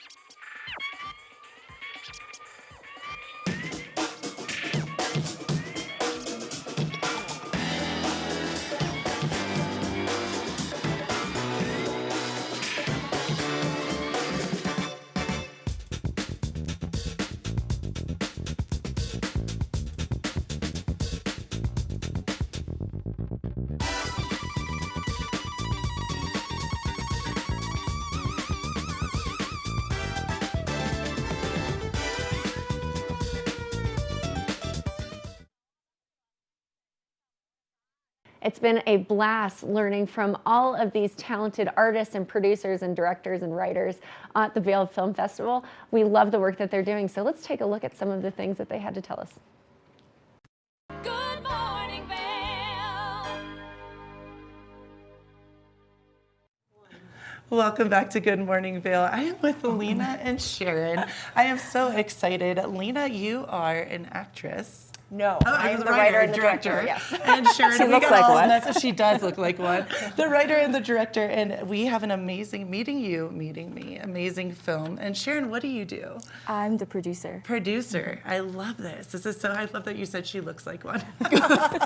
That's so great. So you guys, first and foremost, meeting me is all about women, two women serendipitously coming together in a time that maybe they're very different women. Did I get this correctly? And very different energy, culture, maybe? Yeah, it's about two women from very different backgrounds, upbringings, and you're right, they meet serendipitously one morning, and they both need a friend in this moment, as oftentimes a lot of us do, and a friendship evolves over the course of a day. And I love this, and we were speaking a little bit before we got on film, because it's so beautiful and brilliant, the women empowerment feeling and that piece of meeting friendships. And I know all friendships are great, but women meeting other women at a time when you don't always think that you are maybe gonna be friends, and being from different cultures, different backgrounds, and really seeing that you have a lot more in common than maybe one would meets the eye, I guess. How did you think about this film? How did it come to be? Yeah, I mean, I think it came to be because I'm always inspired by the friends that are around me, and they've always, obviously been my support system, and they give me comfort and whatnot, but they also challenge me and push me to think in different ways. And I love that. And I have so many different friends who are from such different backgrounds, and I'm always, I start to think in different ways because of that, and I grow, and I feel like we kind of do that throughout the course of our friendship. And I have, some amazing friends with me here today, Sharon being one of them. Well, and I was just about to, we're going to call you out, Sharon, it's happening. But as a writer-director, did she kind of help with this moment of this friendship vibe? Because you guys seem like you're really close. Yes, definitely. I mean, we're friends we realized 10 years now. Wow. Yeah, so we became friends when I first moved to LA about 10 years ago. I love that. Yeah, and she definitely helped me adjust in so many ways, hopefully. Well, and I just love like all of us walking in and Sharon's like, okay, I'm going on. I didn't know, but like the difference in like even, I love it because Sharon, you're mountain chic. You know, and then we looked, you know, our outfits. Yes, but it's exactly. neat that you can see the vibe, that you guys have this great energy, and maybe you guys are a little bit different, even the way you dress or the way that you talk, etc. And it's such a neat, empowering moment. I love that. So tell us a little bit more about the film. I'm excited to hear it. How long did it take to create? Oh my God. Well, it started before the pandemic. Oh, it did. Okay. Yes, and so like I said, we went to grad school together, and so. Not long after grad school, we were hungry to make a feature because we'd made some shorts. Right. And so we were like, you know, let's pull together actresses, the people that we went to school with, the resources that we have, and you know, everything is still fresh for us. And so we kind of started to make that happen. And principal photography was actually in 2019, or the first bit of photography. And so we call that the 3 years earlier portion. And then we realized that we wanted to shoot a little bit more, or reshoot a couple scenes, but then the pandemic happened. So we put it aside for a while, and then as things were opening up again and getting safer, we were thinking maybe instead of doing reshoots, we would actually, I would write new scenes set in present day. So we would sandwich the film with present day scenes, and so, you know, bringing it into the present because, you know, we're all in such a different state of mind. That's brilliant. I want to pause you there for a second because that's something I had never thought about. And that's such an interesting piece, right? It seems so simplistic, but that's pretty powerful to have that moment where, like, of course, this all went down in our world and it changed. I mean, it did change so much. And for you to be like, we're not just going to continue on with, like, this had not happened, and to bring it into, that's pretty powerful. That's neat. Yeah, and I think it helps that, well, basically our friendships, the ones that grow, they grow over time. And I think in that way, we had grown and the actresses had grown, and so it becomes a fuller story of friendship because of that, and not just that one day where a possible friendship comes to be. But, you know, 3 years later, they realize, oh, we still want to be friends. I love, okay, I'm so into this. I'm like, Sharon, so I told her just smile and nod. You're doing a great job. You look great. Can you give us a little bit more information about the two characters? Sharon, do you want to take it a little bit? Well, they are your characters. I was going to speak more on the project as a whole. You can tell us whatever you want. Okay. Well, I'll let Lena talk about the character she created. That I think, based on, like she was saying, all of the friends she had met, and that was one of the many reasons why I was drawn to the project. And I think that's what makes meeting me so special. And it wasn't planned, and we weren't intending to do this, but a lot of actually 90% of the creative heads are female. Wow. And I think they were all so drawn because of the story. And so we're very proud of that. And I'm excited to say that this is our world premiere. That's very exciting. Yes. And thank you for sharing that too, because how interesting is that? Right when I met you guys, the first thing out of my mouth was, I'm so excited. You could tell it's just female empowerment. It feels good. And I love that that's the first thing that you said. That's brilliant. That's really cool. And the world premiere. Yes. Are you guys nervous, excited, a little bit of both? How are you feeling? All of it, yeah. So it's a huge range of emotions. I think we're definitely, you know, ready to bring it out into the world and share it with people, and hope people enjoy it. Yes. And want to bring their friends to it, and can kind of see themselves and another friend reflected in these characters. Do you feel like it's more comedy based? Is it drama? Is it, what would we say? Is it a little bit of everything? Yeah, it's definitely a drama. Okay. It's a very, I like to say that it's a nuanced portrait of these two women who are so different from each other and their friendship. But there is definitely some comedy in there. Yes. Some shenanigans that take place. Shenanigans. So yeah, you kind of go through the range of what any sort of relationship is. When you first meet and you're kind of suspicious of each other, you're not sure, but then you enjoy each other's company a little bit, and then you have a misunderstanding and you get through that, and then you laugh together, you cry together, all of those things. So I guess I was just thinking, because there were so many women involved, and I know when we get together as women, it's so much fun. Can you think of maybe the funniest moment that you had on set? I know, that's a loaded question. Funniest moment, I feel like we've had plenty of those. Goodness, what was funny? Didn't somebody play a prank on you? Or anything that sticks out in your mind? The cupcakes.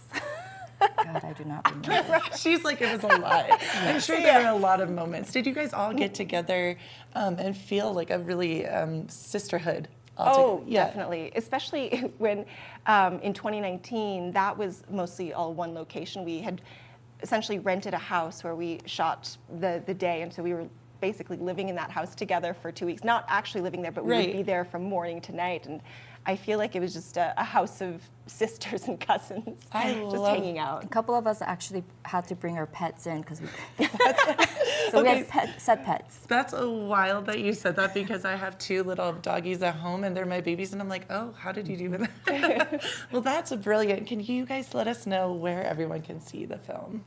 The film will be screened this morning, actually, at 11 a.m. at the Grand Hyatt Cascade Theater. Awesome. That is so exciting, you guys, and I'm so proud of you, and thank you guys for coming so early and through the snow and everything. I mean, it was beautiful, though, at least. I love that you're fans of Vail. That makes me happy. Love it, love it. Well, we're so excited to watch the film. Thank you guys so much for coming. And, I'm so thrilled that you guys have done this. Is there another platform that people can watch this if they can't go today, make it out today? Well, it's not available yet. Right. Hopefully we'll be doing more festivals in the new year soon. But we are on Instagram. It's at @meetingyou_meetingme. Awesome. Thank you guys so much. Thank you. Keep it right here. We have more of the show to come. Good morning, Vail.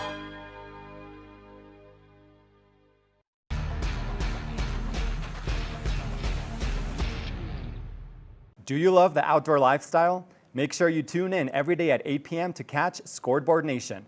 It's an outdoor lifestyle show dedicated to your 3 favorite mountain towns, Vail, Beaver Creek, Park City, and Reno, Tahoe. Join us for an incredible venture. Find us on TV8 Vail, Park City Television, or at thescoreboardnation.com. We can't wait to see you there.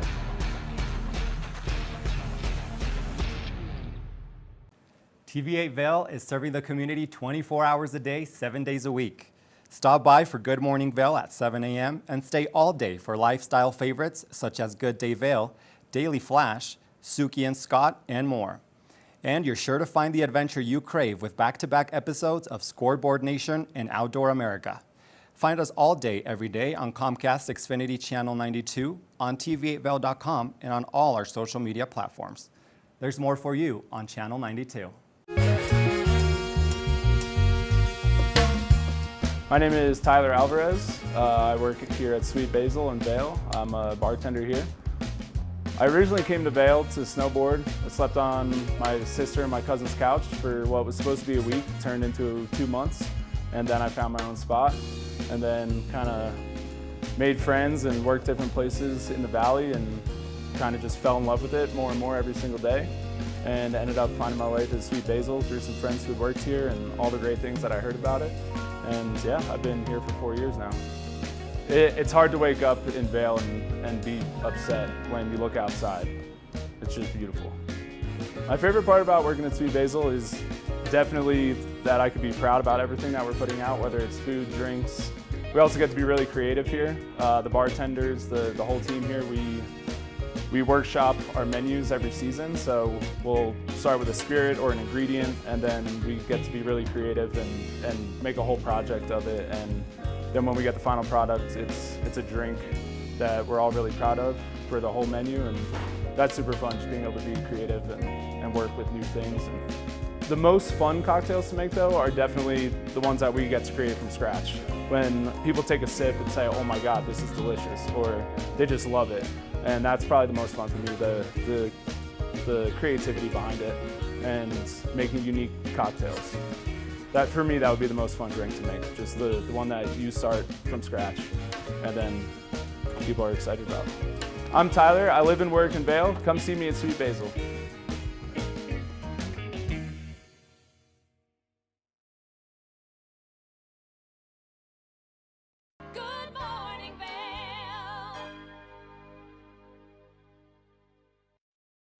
We're continuing this Vail Film Festival coverage, and I'm so excited because I have the team of the film Heightened, a comedy. How are you guys? Good, how are you? Well, thank So, you. Sarah, you star in the film. Tell me a bit about the film and give me the story and the premise. Yeah, so I actually wrote and directed the film as well. Okay. And so Heightened is a comedy that deals a lot with mental health, trying to really destigmatize mental illness. It's about a young woman who has a mental breakdown while she's taking the bar exam. Oh, wow. And ends up returning home to Maine for a treatment.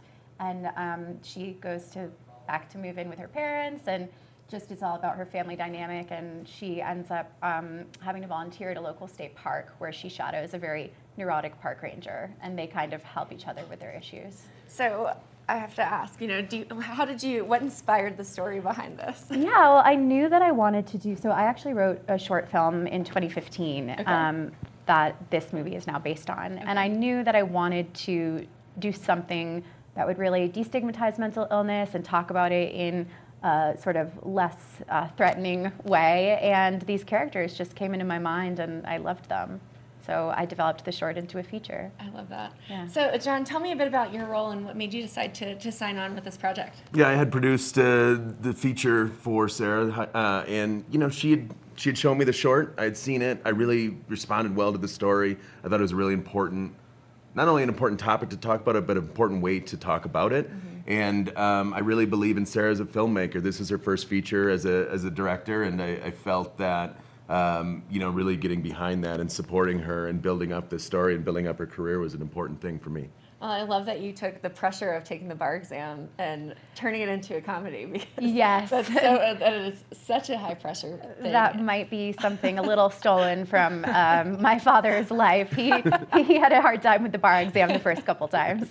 That's great. So did you grow up in Maine? Is that why you decided to shoot there? Okay. Yeah, I grew up in Maine, and it's such a stunning location to shoot. I mean, we ended up shooting pretty much all around my hometown, all the surrounding towns right outside Portland. Okay, great. That's great. So, John, you said you believe in Sarah and what she does. So what is it about this project that was different than previous projects you've worked with? Yeah, I mean, again, I think it's the story. It's something that I felt really strongly about getting out there in this lighthearted way, in the destigmatizing way, because, so many people either know somebody or have themselves have mental illness that either is unaddressed or that they just are a little too afraid to seek out therapy or to laugh about even.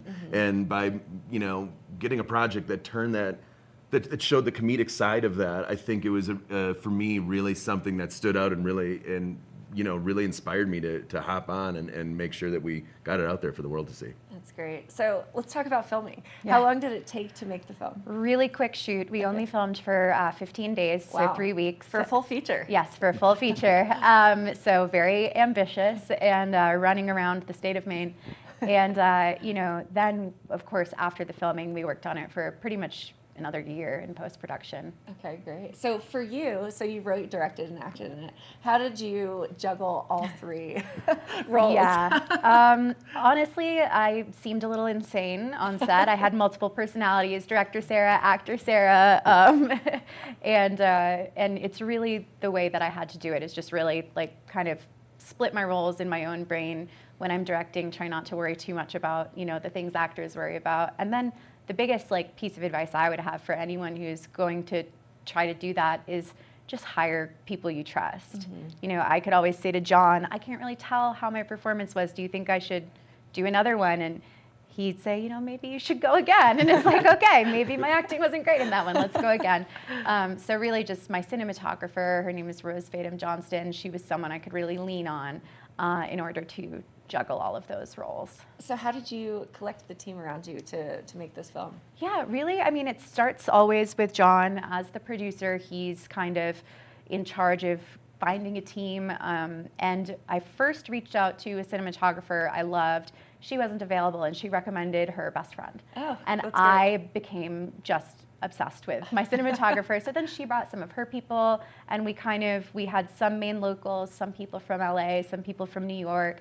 So it was a really wonderful sort of hodgepodge of people. And I think the thing that really unified them all was they were all passionate about the project. They all, felt passionate about the script. That's great. Yeah. So I'm so excited for the film. Can you tell us where we can watch it here at the festival? Yes, so it's on today at 5 p.m. at Chasing Rabbits.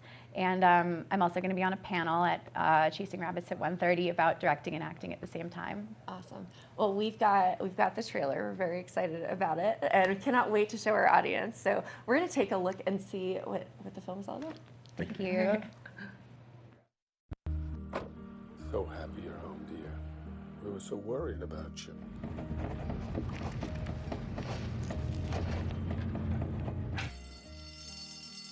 Can I get anyone a drink? Eleanor shouldn't be drinking, but I'll have a G&T. You're all here because you have something in common. You have trouble connecting with others. I'm in this program. You'll make fantastic little workers. You'll be shadowing Dustin.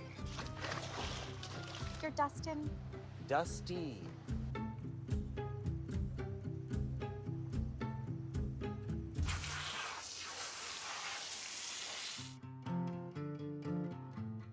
What do they call it? What you have? Anxiety, misophonia, OCD. So what?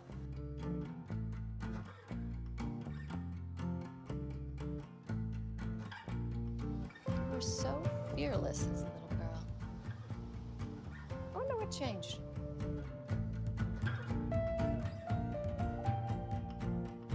Take the time. Find whatever you want to do and do that. Something you love.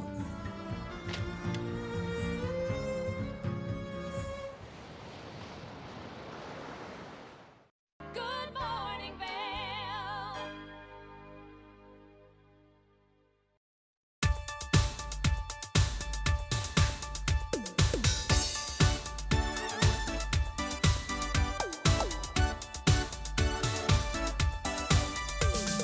Suki and Scott show. We are feeling good today. Great show on the way.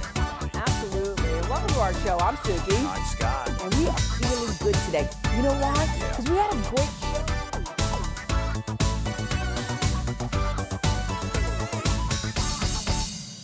I'm Amy Goodman, host of Democracy Now! Our independent news hour offers diverse perspectives and unique opinions, often unheard in the mainstream media, live as the news unfolds. Tune in for Democracy Now!, the War and Peace Report, weekday mornings at 9 and evenings at 6 on TV8 Vail, Comcast Xfinity Channel 92. There's more for you on Channel 92. Hi friends, welcome to Vail Vibes. Avisha Scarborough here. Now, whether you're a shredder or you're a cruiser, it's not about how fast you get down the mountain. It's about what you do afterwards to celebrate. I got a chance to hit the town and check out what Vail has to offer when it comes to our beloved tradition of après-ski. Take a look.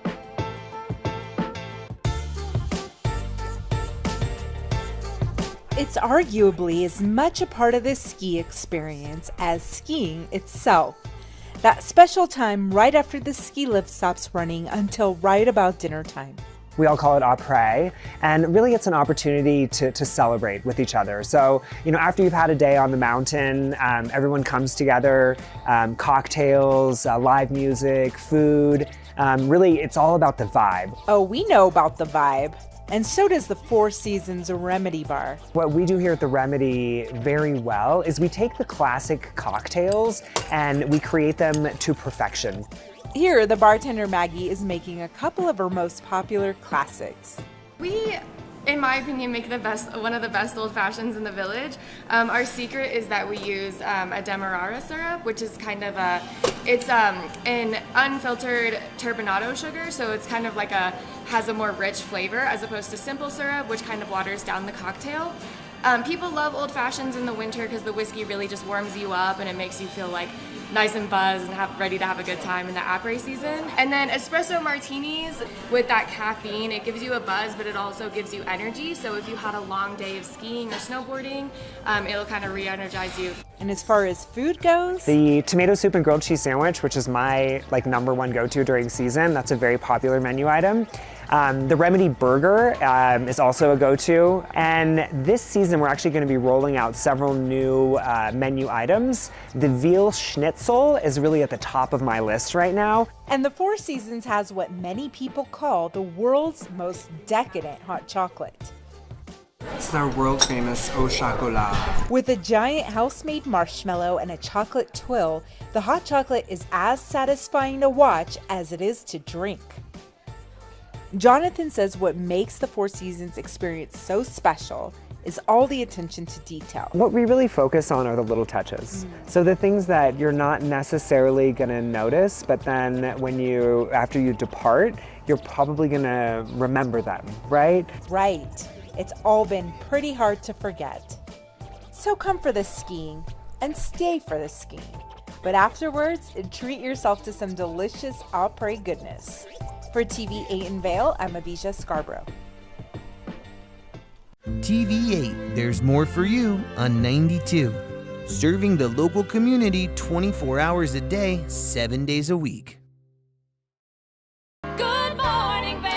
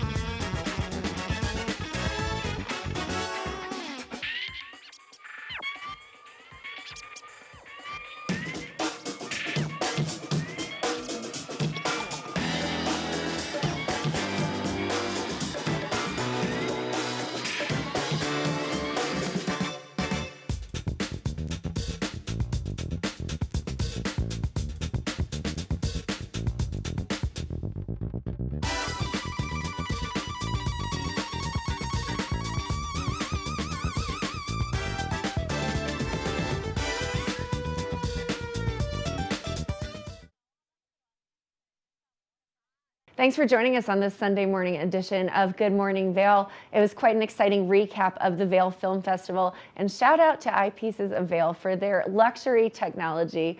Exciting things happening here in the Valley. We'll see you next time. Good morning, Vail. See what lies in store for you. There's so many things to see and do.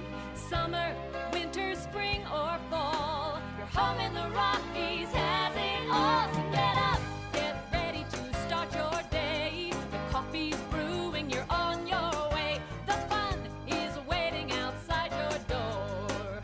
Good morning, Vail. Are you looking